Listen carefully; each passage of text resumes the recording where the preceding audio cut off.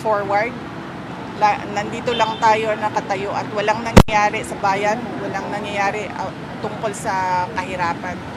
Yan yung totoong problema ng bayan. Hindi yung ICC, hindi yung impeachment. Ma'am, pahabol, nakausap niyo po si President, si PBBM, ma'am? Wala. Hindi kami nagkausap ni President Marcos. There's no talking to someone who does not follow on with his promises.